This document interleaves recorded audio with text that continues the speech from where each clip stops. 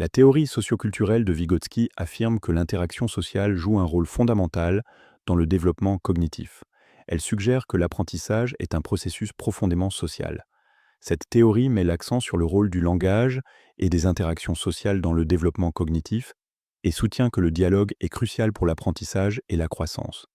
Je vous présente 5 concepts clés de la théorie socioculturelle de Vygotsky. Commençons par l'autre plus compétent.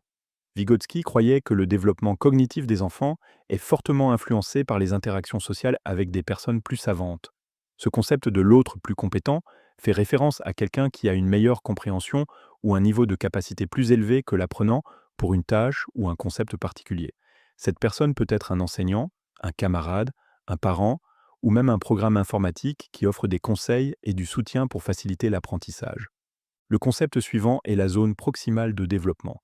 Ce concept désigne la différence entre ce que l'apprenant peut faire sans aide et ce qu'il peut accomplir avec les conseils d'un partenaire qualifié.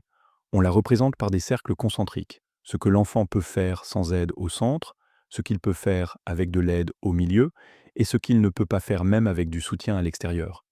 Vygotsky estimait que les éducateurs devraient cibler leur matériel pédagogique sur cette zone intermédiaire.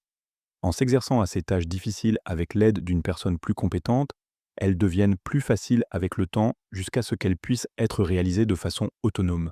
Le troisième concept est l'étayage.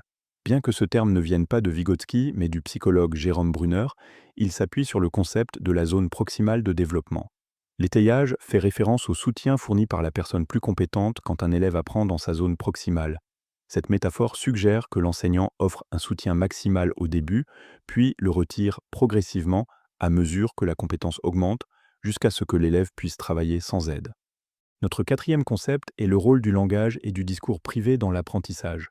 Vygotsky considérait le langage comme un outil essentiel pour le développement cognitif, particulièrement comme moyen d'internaliser les connaissances. Le langage aide au processus de pensée et à la résolution de problèmes.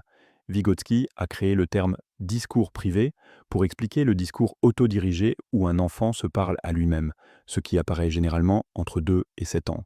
En grandissant, les enfants commencent à intérioriser ce discours privé et comprennent que le langage peut être utilisé non seulement pour communiquer avec les autres, mais aussi comme un outil interne pour penser. Le cinquième concept important concerne les différences entre Vygotsky et Piaget.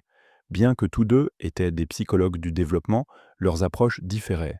Piaget croyait que les enfants apprennent par des interactions indépendantes avec l'environnement et que tous les enfants se développent au même rythme à travers des stades de développement.